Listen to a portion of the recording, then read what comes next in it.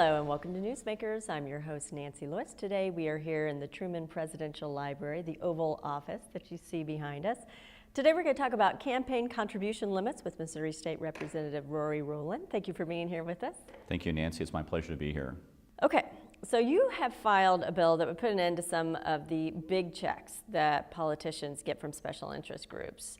You'd actually limit contributions to $2,700 per election cycle. Right. Talk a little bit about that. What inspired you to do that? Well, what inspired me to do that is we're right here in the Oval Office of Harry Truman.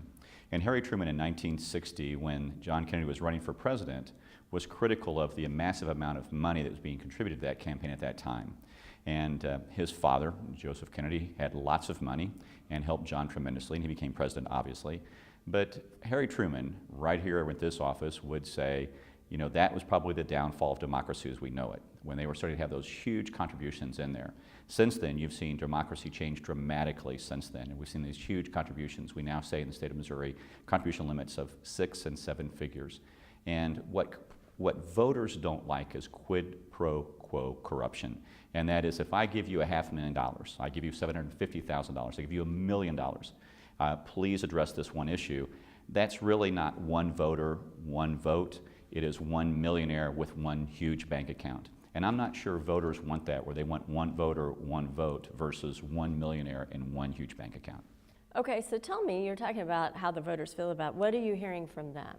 Well, in 1994 was a great example of that, because the ballot, this issue was on the ballot in 1994, and it was passed over by 73% of Missourians were in favor of it. It stayed on the ballot and was in effect until the Republican majority took over, and they actually outlawed it in 2005. And then since then, we've had no limits at all in the state of Missouri. And I think it's important that voters, if they vote something in favor of something, 73%, they are telling us as legislators they certainly want limits and controls. They want one voter, one voice, or one vote versus one millionaire and their bank account. So what do you think is going to happen to this year?